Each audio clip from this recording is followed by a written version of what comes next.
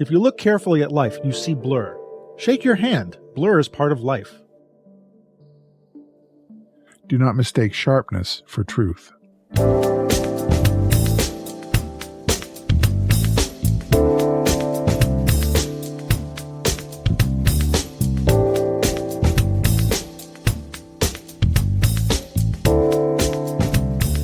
Hey, welcome to the Street Shots Photography Podcast. This is Antonio. And this is Ward. And this is episode 204 for the end of March 2024. I got the numbers right again. The numbers right. I'm so happy we when I did get make it through the Ides of March this time. We did make it through the Ides of March. I didn't hear anything about anybody named Caesar getting poked in the back in a big round rotunda area. So I think that was okay. Unless you heard something, but I haven't. I had a Caesar salad tonight, but I figured we were close enough to the end of the month. Then that's fine. It would be okay. Yeah, that's good. And remember when you visited, you met one of my doormen. His name was Rob. Oh yeah, yeah, yeah. So he's part of a band, and it was about a month ago. I went and it was playing down in Bay Ridge, and it was at a place called the Schnitzel House, which was really good food. I can imagine. Very good food. Yeah, but they play like once a month, and so this was in February. So their next one was March 15th, and I couldn't go. I had a class. Mm-hmm. But I said, "Are you guys gonna is one of you guys gonna dress up like Caesar and have a knife sticking out of your back?" And he says, "Well, I don't know." He goes, one of the guys in the band, he would actually do that. And I was like, "Well, you should tell him to do." Like, I wonder how many people would really understand what was going on. Like the guy dressed in a toga with a knife sticking out his back. Well, those that are cognizant will be, eat it up. They'll get a kick out of it. Yeah. Although I don't know if in a schnitzel bar, maybe if it was in an Italian restaurant, they might notice it and have a laugh. But I don't know about it was a schnitzel place. But yeah, we survived March, which didn't seem as long as January to me.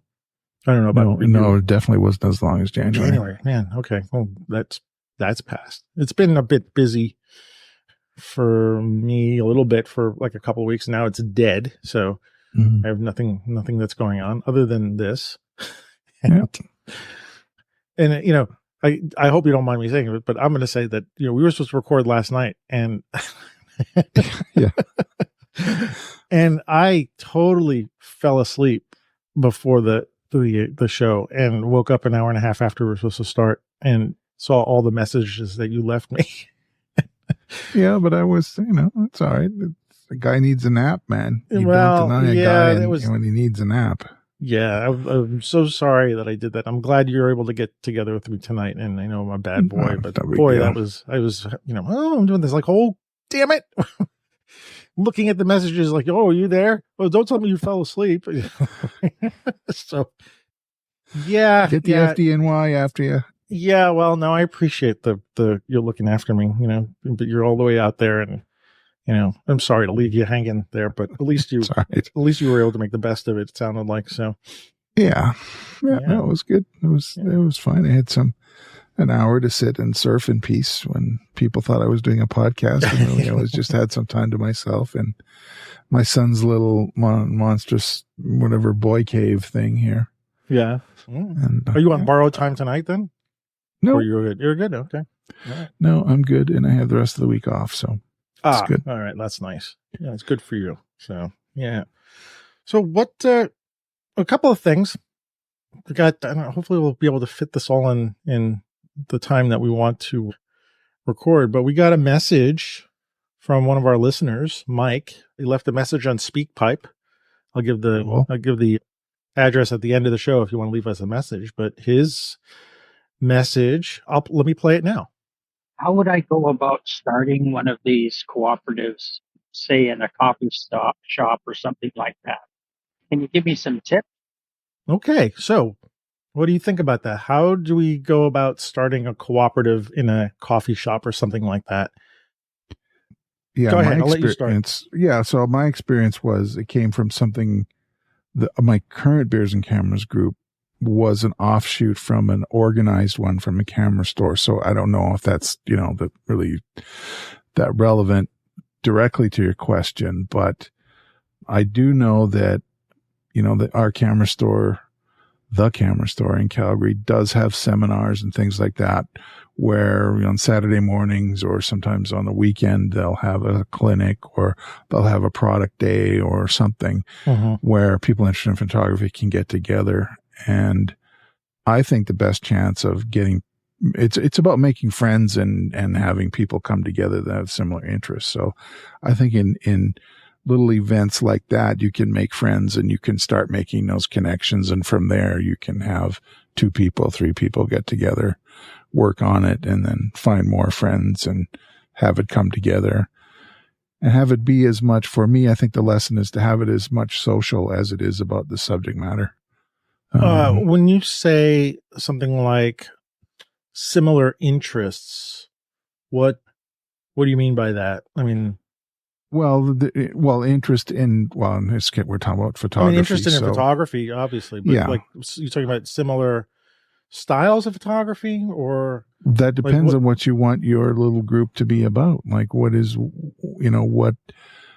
our unusual collective about? We don't really share anything in terms of style or absolutely not. No, we're sort of all personal. Over the place. Well, what is it about us? Why are we even friends? Like, what is it that we like to do?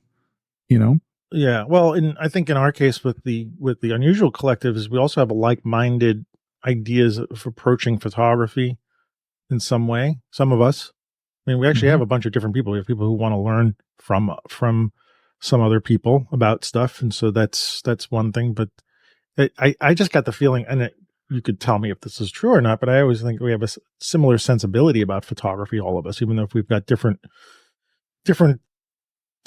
focuses in what we shoot and stuff like that. But, and I don't mean like we like certain styles and stuff like that, but I think we have a certain way of approaching and learning stuff and wanting to learn. I mean, does that sound? Yeah, no, like that's great. Reasonable. But every collective is different. Like if you want to, produce something over some period of time or do assignments or do whatever floats your boat in that way, decide what you want to do. But I would say, now you've done these Saturday morning that you had done? Yeah. Like the coffee and cameras? The coffee and cameras, but that sprouted from the 2 artist talks that I gave at the coffee shop where my pictures were hanging. Right. And not that I think that's a prerequisite at all, because I think that could have been something we could have done without having a show there. I mean, if I could have approached the coffee place that, got to know the owner, I know the owner there, and then say, hey, I want to try to set something up where, we can have an artist talk or sort of a gathering of artists and, maybe have refreshments and stuff like that and figure out something with the owner, I would have probably done that. In this case, I already had the venue for that. And then, it came into my mind that it would be kind of a great thing to do with people in the neighborhood to just start it. So, the initial gathering was something that gave me the audience to say, hey, I want to start this thing, and if anybody wants to be involved with it. And I'm not sure that Coffee and Cameras is a collective as much as it's a, but it's also like a place for people to gather. It's a place for gathering. Yeah. And, I decided to use Facebook as the method for everybody to communicate with each other, just because it's pretty much everybody knows how to use it. And I didn't want to exclude anybody. And I did actually talk about using Discord, which I prefer doing because that's what we're using for our collective. And it's not part of the Facebook system, which kind of, feel one way about it. Yeah. But I think that's adding to the complications. So with our unusual collective, it's easy because I think we're all savvy about this kind of stuff and it wasn't a big deal to do that. So I think it depends on the audience. But anyway, like offering a gathering, someone has to be set up the initiative. So Mike, like if you know a coffee shop that you go to all the time or some venue and the person there, I mean, even if you're not hanging a show, maybe it's something to do where you call on them and say, hey, is it possible that we could, do something in your place at night? Like maybe I could, call for a gathering of photographers and have, other photographers or other artists or something like that come and talk And, I guess the idea with like a coffee shop or something like that, because you bring customers in and people can know the place and whatnot. Right. But, you do have to have the place to come to. I mean, right.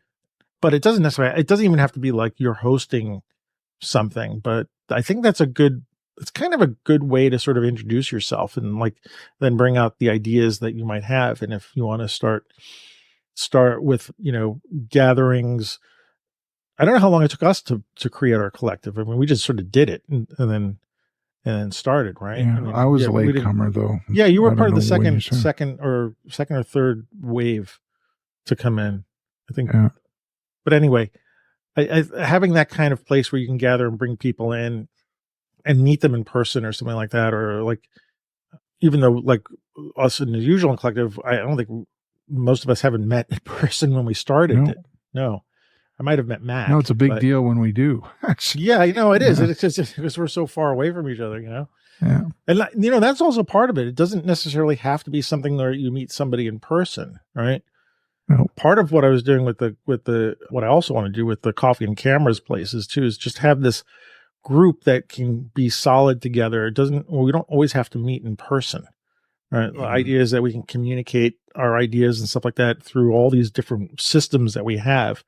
And, for us in our unusual collective, it's like this nice little backdoor personal place that is away from all the noise and stuff and the ads and, and I'm grateful that we have this nice little place. And so I don't necessarily think it's something that you have to necessarily meet in person for all the time, because that can bust into people's schedules. So like if you're able to do a collective and start it online, it's great if you can meet people in person, but like to offer this like an online space where you can have these kind of discussions away from prying eyes, I think that's also an option. So I'm not sure if this is perfectly answering your question about it, like, in a coffee shop or something like that, but yeah, it's, in some of our cases, I think it was sort of an organic growth, right? Also, too, I think I would say with a collective and like with ours, it ebbs and flows. And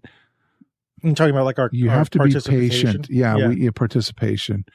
You have to kind of let things work organically, like you were just saying there.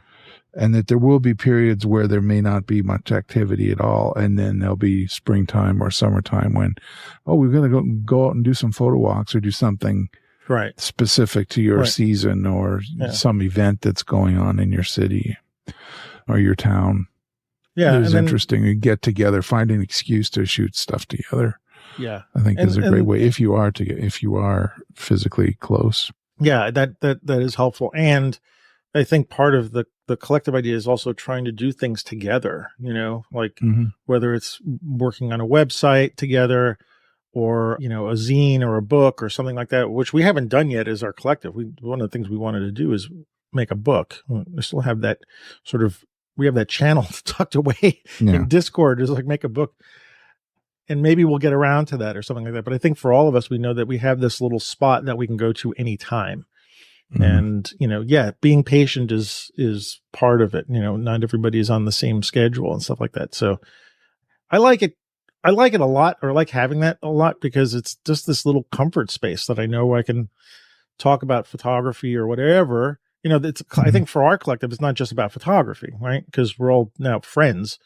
And so we have this little space where we can sort of talk about stuff to each other on our own, with not having the outside come in and criticize. I also think part of this has to do with we also have some unwritten rules in our collective. I've noticed, like, we don't talk politics.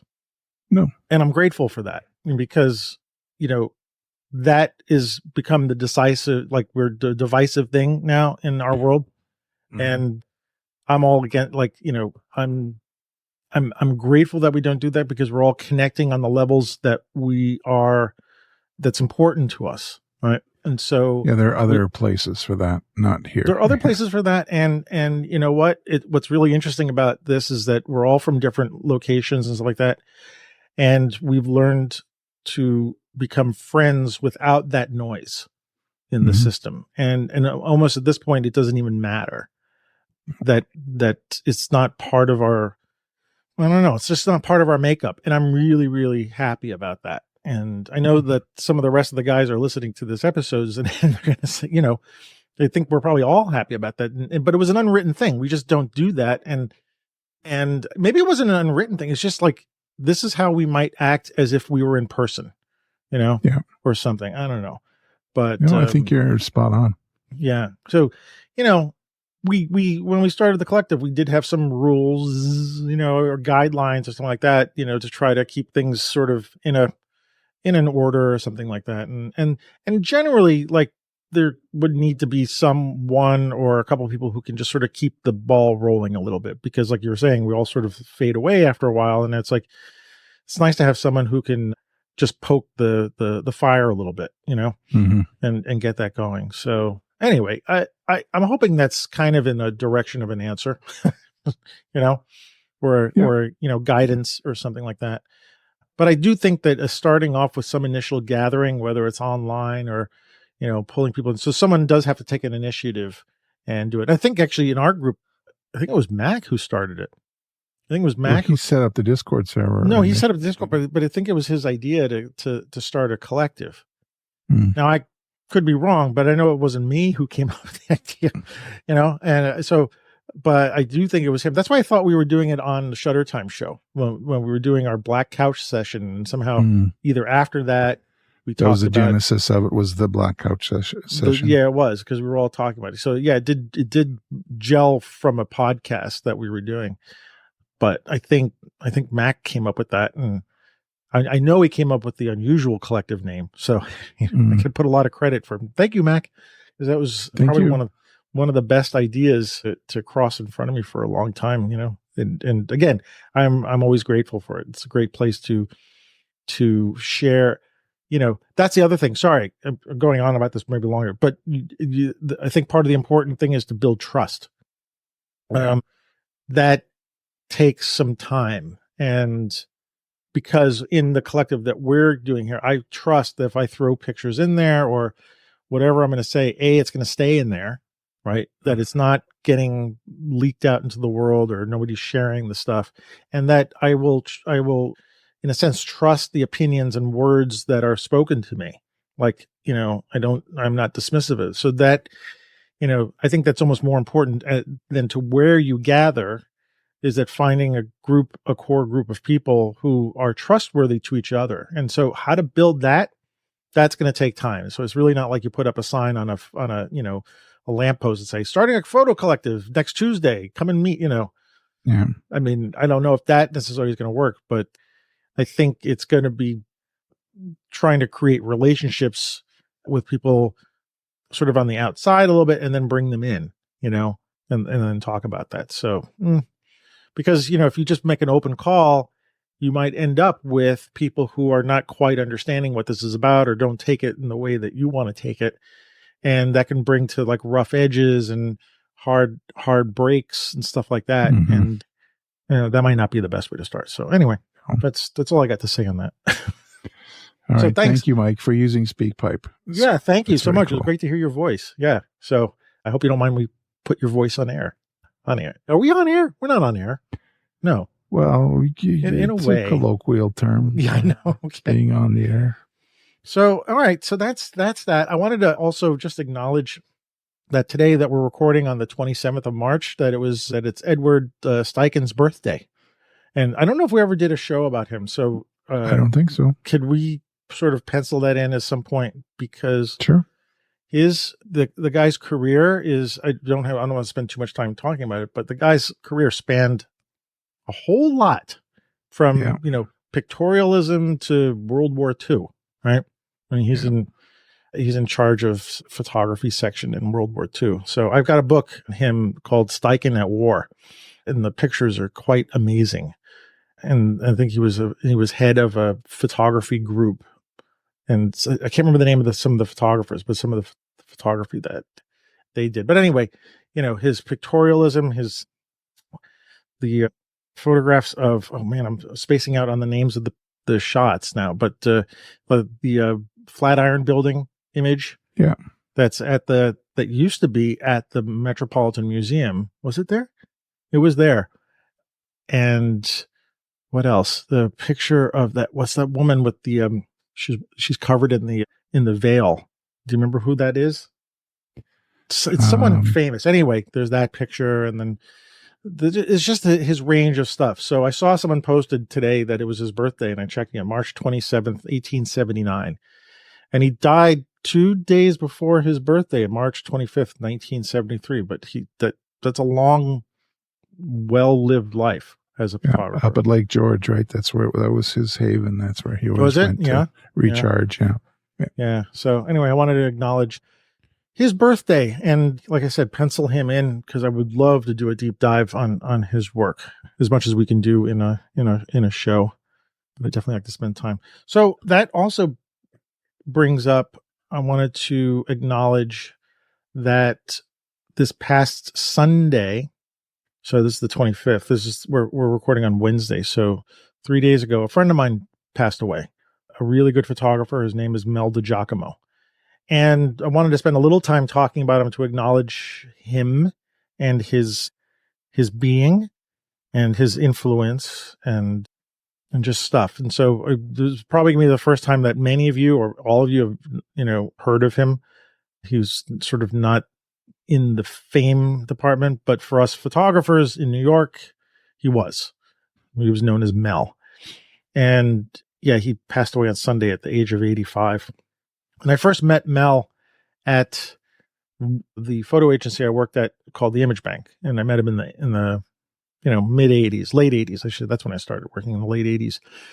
And he was the kind of photographer that I wanted to be.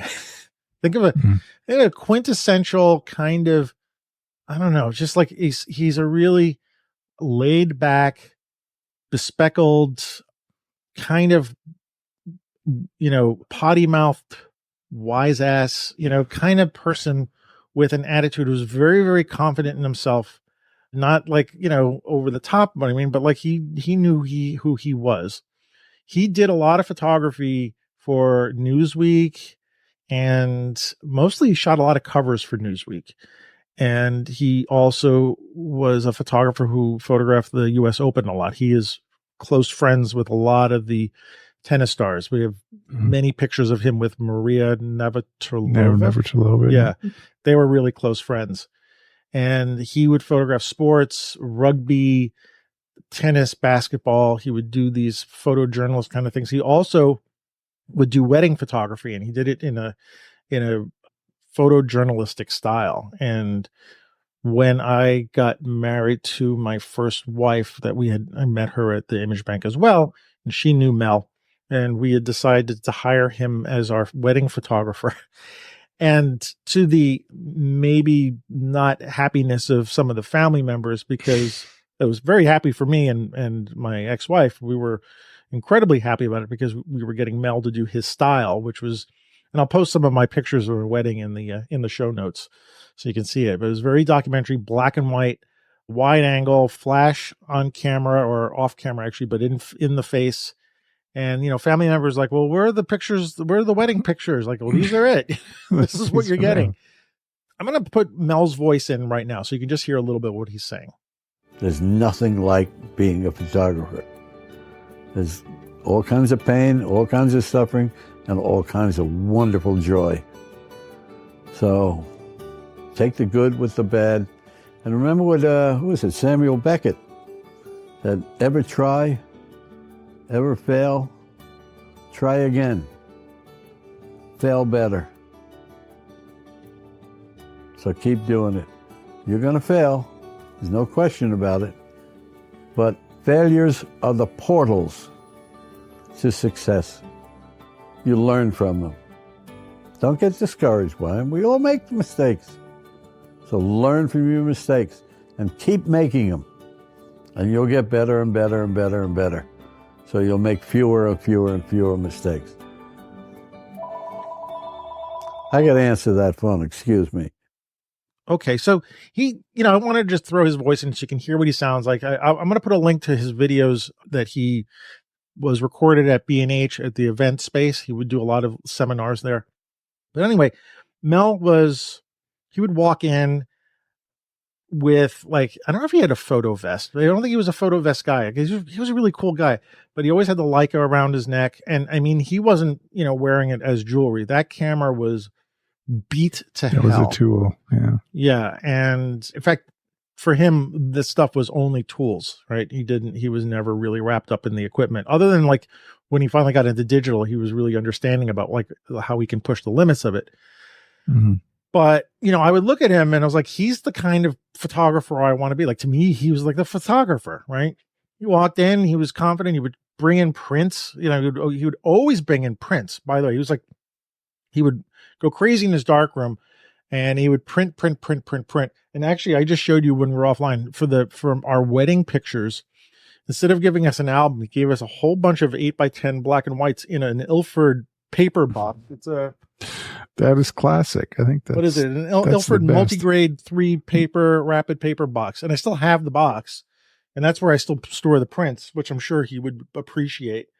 Yeah. And, we would all stop our work and we go look at the prints that Mel would bring in. And, they had nothing to do with stock photography most of the time. It was just, the stuff that he was shooting, and it was just, he was one of these people who, like, you could kind of hang on every word that he said. And he was really good at teaching people and being very patient. He had a mouth on him, though.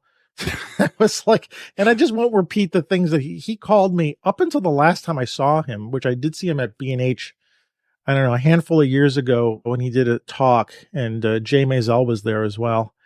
But he called me by this nickname, which I won't say, but he used to think, even though I'm partially Cuban, he would always think that I was Puerto Rican, and he was just busting my chops. Yeah. And he did it in such a way that, like, I would say, fine. I just didn't care anymore because it was Mel. You couldn't tell him to do things. Yeah. And actually one of the times he came and showed prints, he brought in a bunch that he shot with a Holga. So he was very into testing and playing around with new cameras and just new styles of stuff. And he had a couple of pictures in this pile that he brought in. One was of a bride, which had a really crazy light leak on it. And it was really, she almost looked like a ghost. And I fell in love with that picture. And then he flipped through more and he found another picture of some discarded chairs on the sidewalk. And I was like, I need those 2 prints. And I bought them. And I totally forgot about them because I don't have them on my wall now, as I've got other prints. And so the last time I had them up was in my old apartment, but we moved here in 2008. So it's been a while since I've seen those prints. I kind of totally forgot about him until when I heard that he passed away on Sunday. I started reminiscing a bit and I was like, oh, wait, I've got those prints someplace. And then I recognized, like, wait, the picture of the chairs. I'll put that picture in the show notes to show you. And I was like, wait a minute. Is that where I've been getting my idea for photographing discarded chairs? Chairs, your photo DNA, man. It's mainlining that one. Well, perhaps because this picture has been up in our apartment. It was up for a long time. So I don't know how long, but like, it was we had these two walls in our living room that had both of his images up. It had this bride, which is kind of weird because people are like, is that your wedding picture? I'm like, no, it's not. It's just a picture of a bride. It was really nice. Mel's picture. Yeah. But then this picture of the chairs was always there in our living room. And I must have been looking at it all the time. And so I think that those images, or at least certainly the chair images, has affected me. And to this day, I still photograph chairs. And I was always wondering, like, where did this come from? Like, why did I want to start shooting chairs? And this photograph is beautiful. I haven't shown it to you, right? And did I send it to you? Did not. Well, the chairs one. The chairs one you didn't see yet, right? No.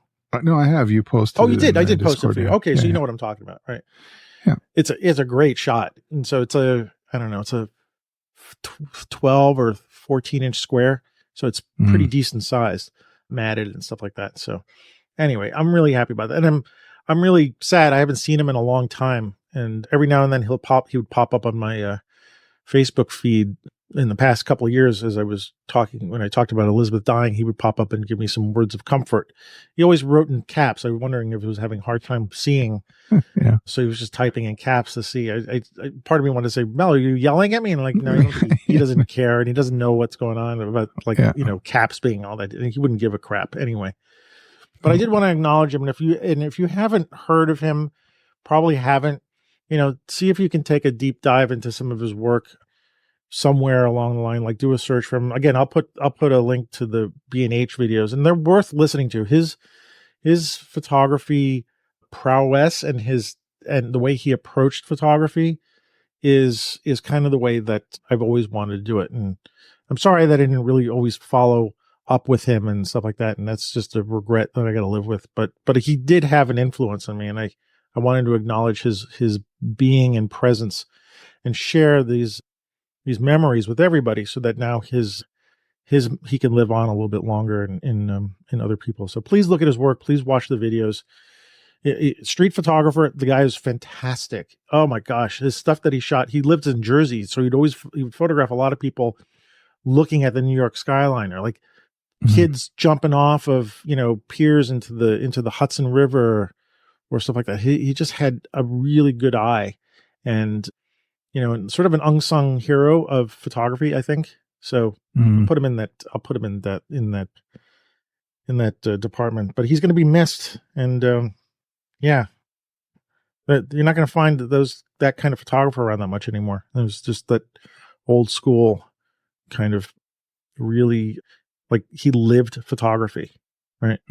And I think he would roll his eyes a lot about what's going on now with it. So anyway, Mel, this is the I'm not going to say I will not say my nickname that he gave me, but Mel, take care, and I'll hopefully you and Elizabeth are hanging out with each other. Elizabeth liked him too, so cool. It was a good pairing. So anyway, thanks for the time to let me say this.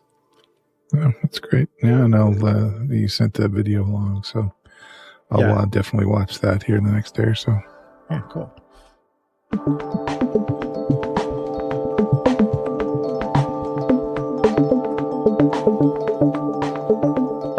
On to the topic is, or what we came up with tonight.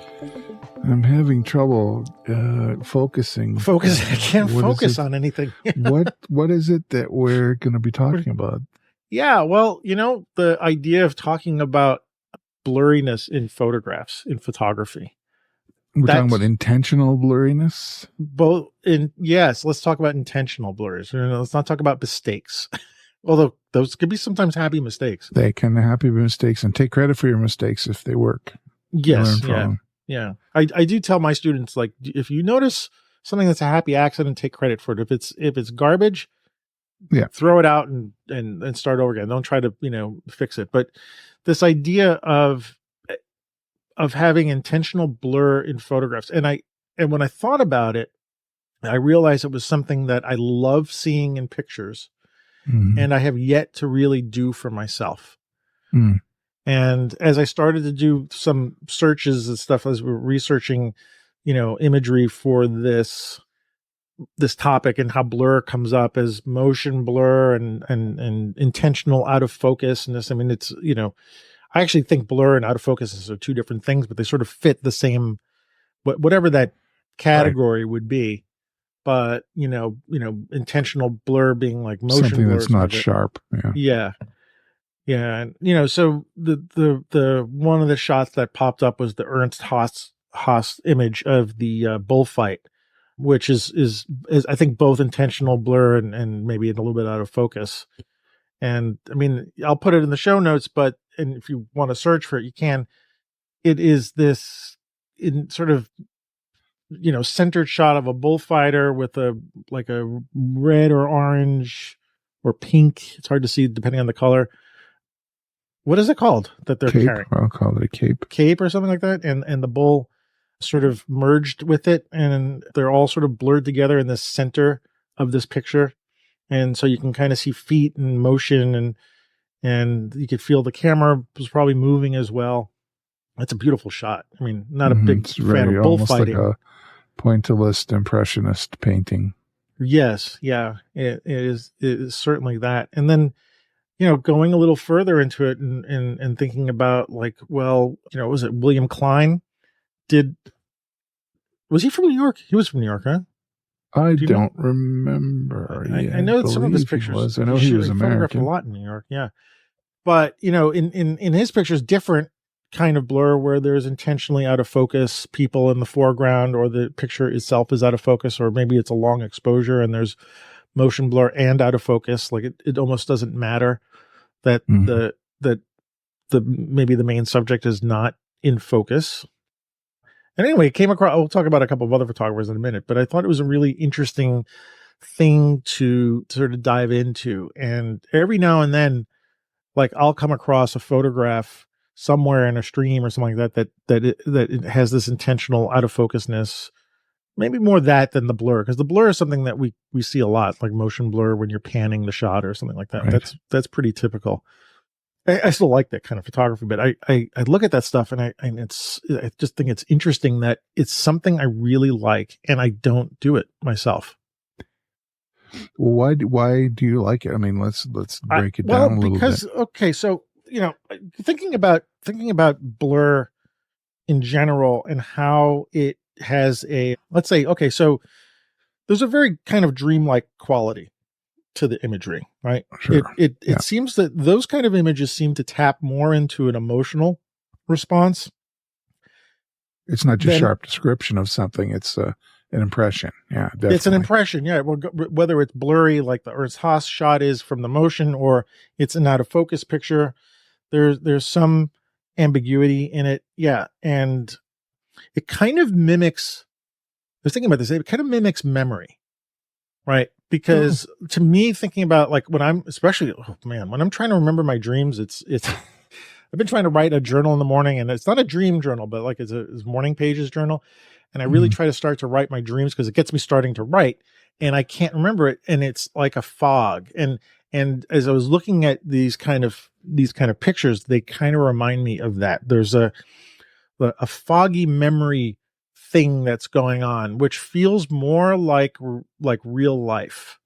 Okay. Like a real life experience than sometimes a photograph does, a regular photograph, like where the motion is stopped. Because I think we live in a world, most of us, with our eyes, and the world does not stop, right? No. And whereas photography is showing stopped motion and very clear things, I don't think that's how we experience life. And so when I see a picture like this, that's out of focus or blur motion, that feels more like how I see the world in some way. Right. Which is interesting, because if I see the world in that way, why haven't I tried to record it that way? But yeah, so I think it mimics the selective focus of our vision, where, our peripheral vision is kind of really not sharp, and our point that we're looking at is, so it's sort of the opposite, like where the edges are not in focus, but the center is. So it kind of mimics that. So, but all that means that it has a feeling of something more internal and I don't know, visceral or something like that. I'm not sure I'm being clear of that. So I don't know if that resonates with you or something like that. No, it doesn't. It was just the way you were talking about there's the passage of time thing, which you and I both love, to talk about time travel or whatever. You can catch it. Right. I know with our friend Shane and his glass plate pictures, exposure time is 10 seconds, right? 9 seconds, 10 seconds. The passage of time is recorded on that plate, couldn't quite hold his head in exact. So there's a little bit of blur there. There's a little bit of sideways movement that, he's alive. And I was just thinking when you were talking just now about, and I was thinking about my pictures in Mexico. There was a common thread of blurred human subjects that went in through the frame, or however you want to put it, the little bit of blur that was in the image reflected, and I was thinking about it at the time, it reflected life, the people in the place, in that particular town. Because we know when we were making the decision to go with a subject, and you were saying that how it was something you don't do, and something I think about every now and then, but I have very few pictures that depict that. I think the Mexico project was the one where it's there the most. Mm-hmm. But I only have 3 or 4 in the last 10 years of work where I was like, okay, this is something going on here. And there really is, like you're saying about the emotional part of it, there's something big going on. It definitely there's more of an explosion of feeling, I think, in the blurry pictures than there are in the ones that are sharp, where it's not just describing what it is I'm shooting, but there's a feeling about it. It's certainly open to interpretation, but there's definitely like a, oh, wow thing that happens. Yeah. You're thinking of it that way. It seems to be a hard, or for me, a difficult thing to do on like a natural way for me to photograph, right? I actually have to stop and think about the most recent pictures that I've done with blur. And I think they might be the only ones that I did intentionally with blur or out of focusness was in Greenwood Cemetery. And I was like, you know what? I want to photograph the statues and photograph those a zillion times. Like, how am I going to do this differently? How can I see this stuff differently? And my camera was set to black and white. So it's really helpful to be shooting with the, a mirrorless with the electronic viewfinder. With the electronic viewfinder, because it's really, really helpful. It's a pre-visualization tool. That's what I love about it. And I was like, what happens if I just throw the foreground out of focus? And so the foreground has got the angel or statue or whatever it is, and I'm focusing on the trees in the background. And there's one picture that came out I really like because you can tell the shape. It's almost like a silhouette of an angel, and it looks a little kind of ominous or something like that. And as we were talking about this subject, and I was like, I wonder if I had any pictures. And I was like, oh, that's the only one I remember doing was that picture. And I did it. I had to do it intentionally. I had to stop and do it, and pay attention and say, okay, throw this out of focus. Because my natural tendency is to focus on the thing that I'm taking a picture of. And why would I do it out of focus? Like that's like that's sort of the logical part. That's the voice that's saying, do things the way you've done them before. Focus the lens, take the picture, make sure the camera's steady, and then, see if you've got a picture. Whereas this other part is like, wait, stop, do something that's not what your usual thing is and see what happens. I mean, that's like with any kind of experiment in photography, like try this thing. And part of it is that if you don't do it enough, you don't do it often enough, it becomes it's a one-off. And they're like, well, that's really interesting. That's cool. But could I do more like that? I don't know, because the muscle memory is to go back and focus the camera or hold it steady so there's no motion blur or something like that. But yeah, you're mentioning the images that Shane's doing, and that was probably the first thing that attracted me to his work. Even though he has the subject hold steady as much as possible, there is that little bit of that there's time captured in the picture. The person's breathing, The person is breathing, yeah. And this is different from out of focus. This is just capturing time, but there's a life energy in that kind of work. There's a life energy in the, person who's blurred in the foreground. Well, because you can imagine that you're looking at the people behind this person and someone walks between you and the other person and they're just a blur because you don't have time to focus on them. They just walk by. And the photographs to capture that. The one picture that you had showed me that you took in the city, which can we put that in the show notes too? Sure. Yeah. So if that little girl it's a little boy. Oh, okay. Sorry. He's dressed in a Spider-Man uniform or Spider-Man pajamas. You can't really see that. But I was looking at the shot and I was like, it doesn't well, you know what? It did feel like your picture actually. Even you have some stuff like that don't you have stuff like that in the Stampede? Some kind of pictures because you're in crowds and stuff? Yeah. I don't usually have the camera pointed down. I was a kid, so I had the camera pointed down. But actually, it looked like the camera's at the same height as the kid, but Yeah. Well, but the street is going in the car. There's a car in the I'm looking at it now in the background. But I was like, it's not a typical photograph for you, though. Yeah, true enough. No, it isn't, and it was I wanted something, and it was a very quick reaction, and I knew that he would be out of focus, and I had some success with some street pictures before of two adults kind of fawning over a child on Broadway. Oh, right. They were listening to the child, and kid was looking up as back to the camera and talking to, I think, a courier, to a UPS driver about something, and the intent and the interest in the child was really palpable, I think, in that image. Really interested in what this little one was having to say, and like, it's like putting a spotlight on a kid who's like, finally I got some adults. I can tell them they're interested in what I have to say, you know. Was that shot, was that in a similar way? Was there a similarity in the Well, it shot? Was, no, this was a little bit different. It was darker because the kid was kind of being pulled along. And well, what I mean is, picture, like, in this one, you said you knew that the kid would be out of focus. In that other picture that you're describing, was there an issue? No, there wasn't. No, it was just because I had a successful picture of a kid, and so I wanted something that was like, because I don't want to take pictures of children that are identifiable. Right. Like, it's just, it's not right. It's not, you know, you don't have, I'm a street photographer, and it's something you don't have permission from parents or anything like that. So I don't want them to be identifiable. Gotcha. So this young boy was kind of being pulled across from the street onto the sidewalk as I was walking, and was in fairly close proximity to me. So I thought, you know, he'd be out of focus or something. I don't know what exactly it would look like, but I did the grab shot, and turned out that the stuff behind him was tack sharp.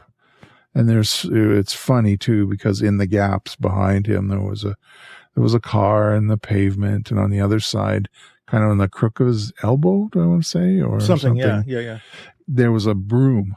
Yeah, it's right above his arm. Yeah, I could see just right at his butt of his arm, like just kind of a surreal thing of what. Well, I mean, the meaning could mean anything to you, but the way I printed it, I wanted it dark because it was kind of a dark mood, and the kid was not. But you saw something happy in the picture that. Sorry, I want to go back to the blurriness of it. I mean, you had anticipated that would not be in focus. Right. Just because of your camera and your settings, and you went with the picture anyway. So what was it about this that you pulled out? No, it was the dark feeling of the kid was being pulled along and wasn't happy. Yeah. So it wouldn't have had the same thing if the kid was in focus, though. Probably not. Probably wouldn't have had that same. Well, no, I mean, there's definitely more. I mean, I can't say because I don't know. I don't even know if like you said, I probably might not have used it if the little one was in focus. Yeah, but forgetting skipping your. No, I don't mean the moral part, but I'm just saying, the rule. But I don't think it would have had the emotional impact that it does, because there isn't details in his face. It's an impression of a. So you chose to keep it dark. It's out of the child is out of focus and is blurry because of the movement. So you got a little motion in there. Yep. It's almost like it really looks like something that you might have shot with a film camera. I mean, that's kind of part of what these things do for me, especially now with digital photography, because this was kind of the norm more often than not when we were shooting film cameras with manual focus lenses, right? Unless you knew how to focus very fast, and you might have been shooting or your zone focusing, whatever. Yeah, still, but things would happen really fast. I was never a fast focuser, so I would end up with pictures. I know I'd end up with pictures that were out of focus, but they were not intentionally out of focus. It was just because I didn't do it. But when I see a shot like this that you're showing me here, this kid, it's got that feeling of, for me, reminds me of the early days of photography for me, like in a good way. Like this is where you hit and miss. And this is like, looking at some of the William Klein pictures, right? Yeah. I mean, and when you showed me pictures, William Klein pictures, I'm thinking, I don't have any pictures like that. And I'm like, wait a minute. Oh, no, maybe I do have one. Yeah. And so, it's in your town. So and so it's reminiscent more of that. And it's not because, I mean, I don't want to say that blurry pictures are reminiscent of film in general, but for me, like, especially this shot of yours definitely taps into that. But it's interesting because you knew that the picture was going to be out of focus, and you still took it. No, because the way I shoot with that camera, and you saw me working with it. Yeah, I'm priming the focus all the time and pointing it, at the subject, and I had just primed it, and I was holding down the shutter release. Yeah. And when he came by, I swung the camera around a little bit and then tripped the shutter. Yeah. Just hoping that he was going to be in the frame. This was way like just below chest level, where the Fuji strap ends. Yeah. Yeah. on So my chest there. what do you think about, talking about Klein and stuff, and I can't read his mind or what was going through it, but you know, he's going for this kind of look, and maybe with the picture that you're doing, going against sort of a norm of, you know, the picture has to be sharp. We have to see the subject.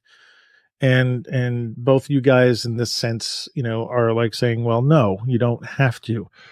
And so I don't know, what do you say about that? Well, most of my pictures, that's a very rare exception that I do that. Most of the time I want to honor my subjects by having sharp pictures of them and have the background be out of focus. What I like about background, we'll just skip back a little bit, off the rails a little bit.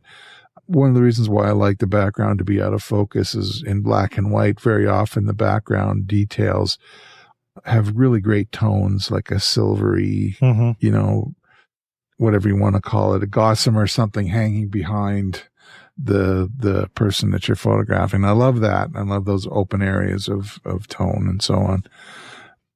But that picture of that kid on Old Fulton Street there, that was a spur of the moment thing. I saw this situation developing and I just, you know, kind of reacted.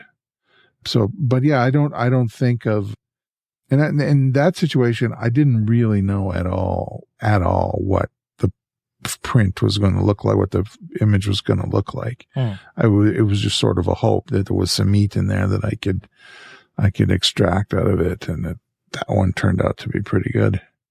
But it's not intentional, like most of the time. Like I'm not going there. So, you know, let's talk about a little bit of some intentional work that I came across, which was a couple of people who just jumped off the bat. First of all, is Alexei, how do you pronounce his last name? Tidorenko, with his City of Shadows work. I mean, a lot of that is camera lockdown and the subjects, the people in the streets or something like that, turning into blurs that are almost clouds, like they're ghosts or something like that. So that's a very like it's some kind of grimy fog. Grimy fog is way, because usually when you see the pictures that are where there's a long exposure with people, you can kind of tell that they're people. You know, there's some legs and stuff like that. This is very hard to tell they're people. Every now and then you might see a hand or something. It's almost like it's smoke. That's the best way I can think of this. The smoke monster from, what was it? What was that show? Smoke Monster. Yeah, the show that everybody hated the way it ended. Darn it, I can't remember it now. Firefly? Lost. Oh, Lost. Yeah, it's like the smoke monster. But I really haven't dived into his work. I remember seeing one-off pictures every now and then of his stuff. Yeah. But I wasn't thinking of it in terms of like, you know, motion blur. It was just something else. But when you start seeing all these pictures together that like other photographers are doing intentionally, another photographer that popped in, which I was looking for this before, and I don't know if this is the right photographer, but it's seen. Actually, I don't think this is the guy. Actually, now that I was thinking about it, there was a photographer who, and I think is a Japanese photographer, but I don't remember his name, who was photographing with a 4x5 camera and setting the focus to beyond infinity. Like, because you know that some cameras the lenses can go beyond infinity. And why do they go beyond infinity sometimes? Do we know that? I know why, but I don't want to know if you want. I was like testing you. At least on I know on my Nikon lenses why it does. So I'm not sure about 4x5. I think 4x5 is it. But do you know why to compensate for heating and the expansion. Expansion. Yeah. Okay. So anyway, I always looked at my lens like, why does it go beyond infinity? And so I'm going to have to look up this other photographer, because now I'm remembering what the technique was a little bit. But I did a search for Beyond Infinity, and I came up with this other photographer, Bill Armstrong, who's also photographing everything with the lens set to infinity. And so intentionally, things that are close to the camera are going to be out of focus, which obviously it turns it into a more of an abstract kind of expression. And the closer the subjects are, the more abstract they become. But you can see the shapes. And I'm even thinking about like some of the stuff that we, in the Trent Park books and stuff like that. I mean, I think he's playing with the blur and the focus as well. But those kind of intentional things, I think the Beyond Infinity is really interesting to like setting the camera up to Beyond Infinity, because you're automatically not going to have anything in focus, whether it's even something in the background, because once you focus past infinity, anything that's far away is still going to be unsharp, and so, and I don't know if he's photographing with this other photographer I was thinking about. I don't know if he's photographing with the lens wide open or not, but anyway, it's these, I'll put the links in the show notes. And there was another Bill Armstrong's image and Bill Armstrong's image are very primary colors, bright. Right. They're boiled down to like think about his pictures next to Trent Park's pictures, like the totally opposite. But I think they would work. It's funny. I'm like thinking I could see them working together in some way, like them sort of complementing each other in a way. And the obvious way is the color in black and white. But I think in terms of some of the shapes and stuff they were covering. But yeah, there's, and then actually circling back to, Edward Steichen and the pictorialists, right? I was just writing about in my photo journal, the photograph that Steichen took of the Brooklyn Bridge. I think it's at night.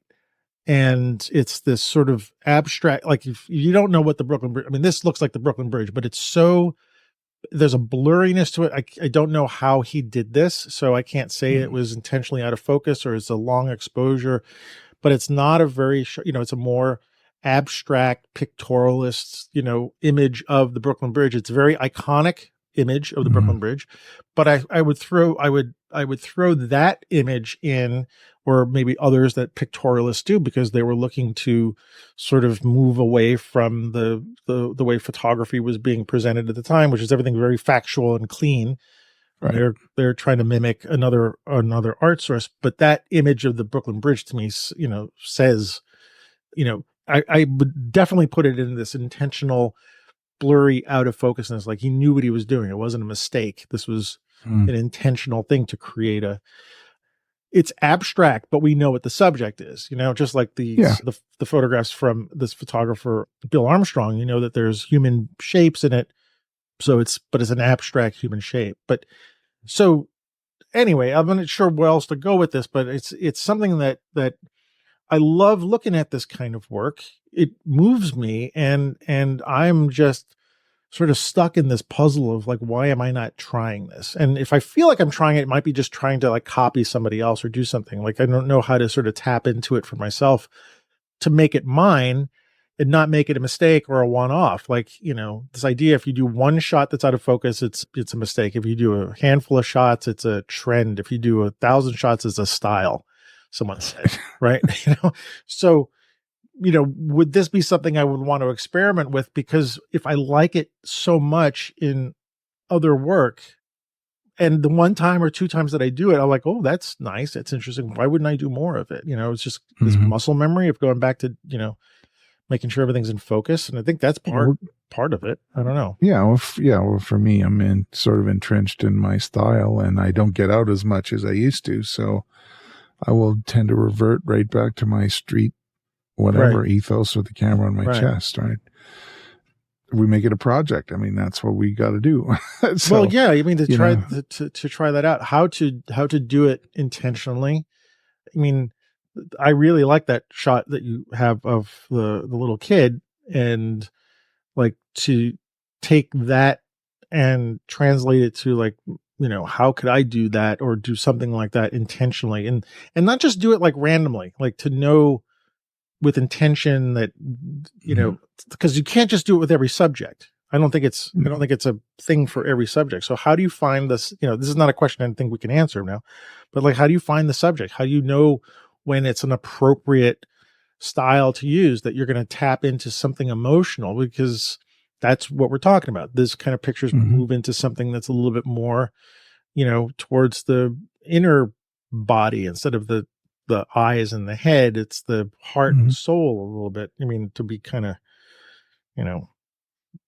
whatever about it, woo-woo, if we can say that. I don't want to say woo-woo because I don't want to put that down. That's actually an important part of it. But the idea of a dreamlike quality, or, foggy, memories and stuff like that, which I think are really part of our existence, and we need to acknowledge it. And to do that with photography would be a great thing to do. So how do we do that? So I don't know if you've got an answer or have a thought that you can throw in there. It's like everything else, like the Nike ad, just do it. Right. Well, yeah, but yeah. Well, what would you say? What would be like a first step? Like, look at some of these images from others. Huh? I mean, we get inspiration from others' work. And so if you have to ape somebody else, if I'm pretending to be William Klein for a while, then I'll do that, just to get it out of your system. And let's say, what kind of position would you put yourself in to try to do that? Like would a landscape photographer be able to do this? Like, would that work? Would animal photography? I mean, it does sound like you could do it with a lot of different genres of photography. Sure. I mean, landscape, I could see you being close to a tree that's out of focus, that, with sky in the background. Like, I just am imagining, different scenarios of a main subject that would traditionally be in focus, not be in focus. A sports shot. That would be like, sports would be really sports and a slow shutter speed with sports. I mean, slow shutter speed with sports too. Yeah. But I've got some speed skating pictures where it's a slower shutter speed, and there's something. Yeah. Again, we're talking about two different things. I'm thinking about your book, that you did with Mark Ryerson. You have the rider with the flag. Remember who shot that one? A rider with the flag. You have a horse rider with an American flag going, and it was a pan shot with a slow shutter speed in your book. Was it in the book, or was it? It's in the book. No, it's in the book, Okay. because I just showed it to my class. I don't have the book. Oh yeah, here it is. I got the book next to me. Hang on. Well, you have a lot of things where you're doing pan stuff, but you've there's pans and the barrel racers are good subjects. Of course, I'm going to spend all this time while we're talking looking for the shot. Well, we can cut out. This is your book. You should know this. I should know this, but I'm just trying to. It's not coming to me. It's not. No. Oh well, I mean, there's this picture of the horse, the woman on the horse riding. That's Mark's. Yeah. So maybe all the good pictures in the book are maybe Mark's. This is a Mark picture.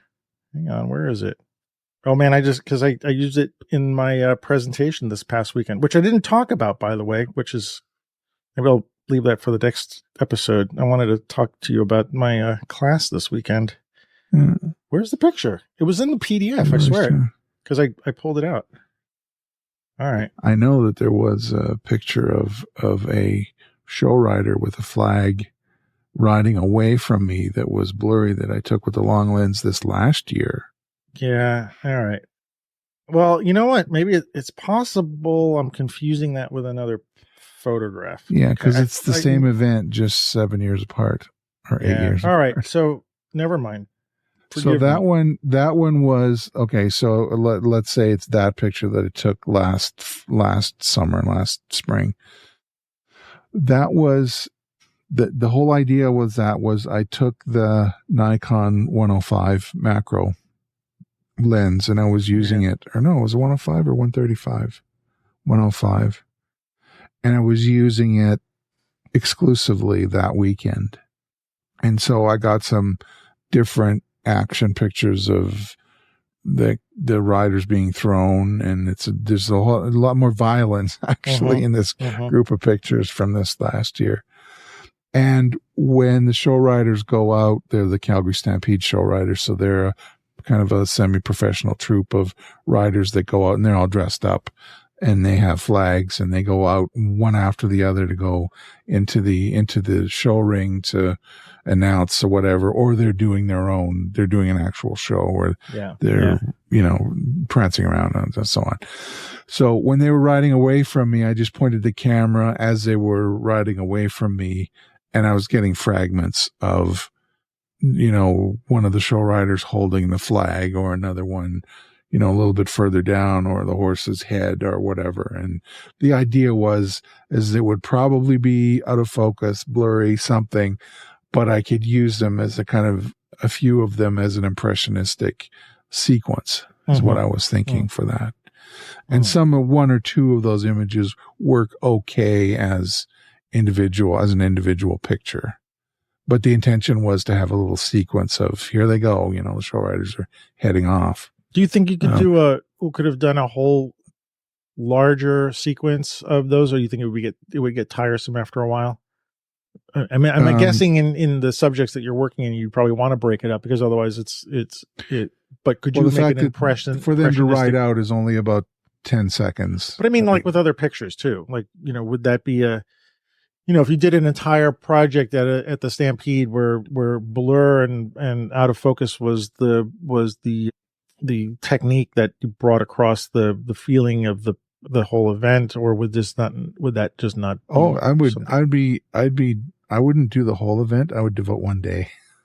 Or 2 days or 3 days out of the 9. I see. All right. Because I still want to get, my heart and soul is in the, but yeah, I would definitely, maybe that's something we got to put on the agenda. Maybe it is. I'm just wondering if we could, and whether I could or not, tackle something in this way and try to sort of reverse the idea of trying to be perfect and break down that sort of muscle memory that is so stuck with, doing things perfectly, trying to recreate the world. And why not do it in other ways, include blur and motion and intentional focus things, and intentional. In other words, all this is on purpose to see if you can tap into that dream feeling memory kind of thing. It might not work, but it always seems to. Oh, speaking of blur, sorry, that was actually, now that I've got I'll end on this because I know we're going a little over here, but in my photo journal, there's this picture that I have that was a Pulitzer Prize winning, and I'm not sure it's going to focus on it, but this picture? Yeah. We've talked about it a couple of times. Yeah. What's it called? I can't remember. It's got a name. Let me describe it. It's a photograph taken in the 60s, 70s, early 70s. It was a protest I think it was in Boston.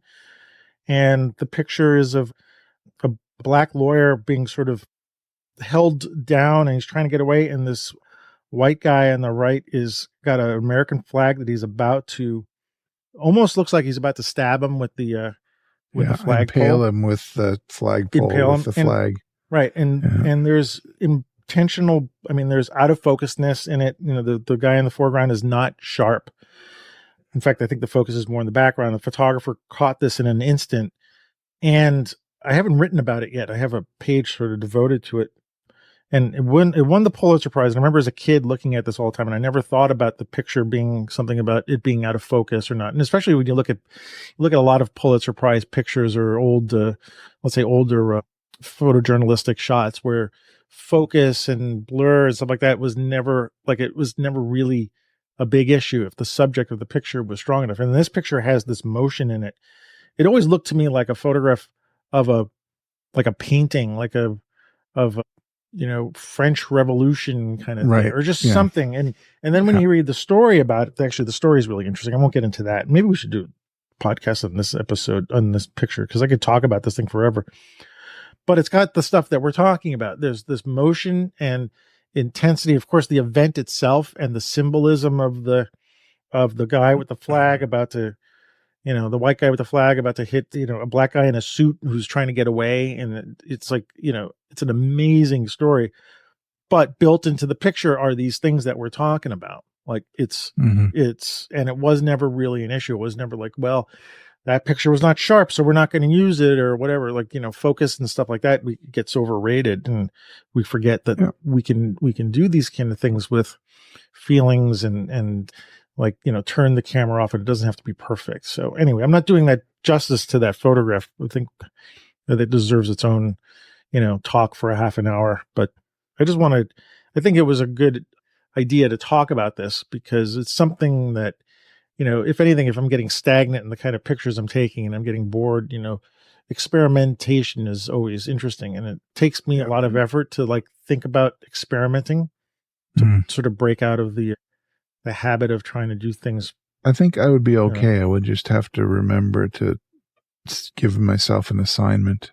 Yeah. I really like the idea of getting an assignment, like a project assignment, as long as it's not something too convoluted, like food photography or product photography, where you have to set up a studio environment, but just say, oh, today we're doing blue, or doing blue. I just put that on your put that on your agenda if you can figure something out. I know you're not able to go and photograph in the city as much anymore because of your job. You're in a different location, but if you get the chance to, and I'm trying to think of stuff to photograph, and so it'd be great to sort of wander around places that I've been already and decide to approach it in this format. To William Klein style or a Titarenko style, where Titarenko, I think you'd need to have 1,000 neutral density. Right. I was thinking, like, what if you did that at night in like a place that's very crowded with Times Square, everybody's moving, without trying to attract. But anyway, it's like, it's worth trying. It's this kind of stuff that's trying. So I think blur and photography and out of focusness is something to pay more attention to. And, maybe we can circle back to this when we've done some shots, and, I'll put some of the pictures that we're talking about, your, if I could put your kid picture, and I'll put my, my angel picture in the show notes so we can see that, and links to the other photographers who've copied the style. And I wish I could find this other photographer. If I can, I'll throw him in there. But the one who's photographing with the 4x5 camera past infinity, maybe I have to look for that under that search engine. Well, anyway, I think, wow. All right. I was like, I think I need to stop talking now because I could keep going. I think we're done. Well, for the moment. Yeah. But I like this subject, and I kind of like how we could circle back to Steichen, with the pictorialism and stuff. So that tickles me. We can do that. Ooh, I'm tickled. So where are we finding you in the worlds of places, things, and ideas? Well, you can find me on Twitter and Vero at wrosinphoto. On Instagram, I'm at Ward Rosin Fine Art. That's WARDROSIN Art. On Facebook, I'm Ward Rosin Photo. I have a little website where I sell my fine prints and the book when it becomes available again. And I think Mark has a couple of copies he's warding. And hopefully I'll be able to get them off him and sell them. And that's at rosin.ca, rosin.ca. And then our unofficial sponsor. ORNIS.photo, where you can find 7 artisans, lenses, and lens adapters. Sell those lenses. Yeah. Yeah. Well, what about you, Antonio? Where am I? I am nowhere to be found. Actually, I am so done with Twitter. I don't even post there anymore, so don't look for me there. But Vero and Flickr is at AM Rosario. Instagram at AM Rosario Photo. My website is amrosario.com. Our website, streetshots.photography, and subscribe to our Substack newsletter, which I just put out one last week about photojournaling again. So it's streetshots.substack.com.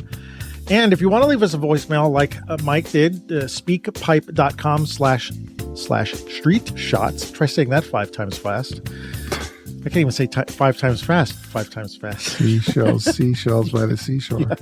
And if you want to support the show, you can buy me a coffee at buymeacoffee.com/Antonio Rosario. That helps pay for some of the stuff on the show. And we've had some people. And we did have somebody buy us some coffee. Yes, we did. We've had some. I think I mentioned it last time, and it was good. Also, I just want to mention, if you want to check out our Unusual Collective, it's unusualcollective.photography. It's kind of a very good URL. So check us out. We haven't put any essays up on there lately, but the stuff that we've got up there is some really nicely written essays about photography. Yeah, some of my Mexico work there. Yeah. And so go check that out. But yeah, that's it. We got it covered. We got the night covered. So, Ward, thank you so much. Thank you. Yeah, sorry about last night. Never. Yeah, it's all right. It's like I'm never going to live that down, but that's fine. I deserve what I get. So, yes, I'm a bad boy. Sounding like Abbott and Costello. But anyway, sorry. Hasn't Costello said that? No, only the cartoon said that. The cartoons. Cartoonist said that. Never said. I don't know if he said that. Anyway, I'm going off the subject. So anyway, thank you so much for joining us tonight. And my pleasure. I will see you in the outer reaches. And for everybody else, see you guys in April. So have a good night. Good night.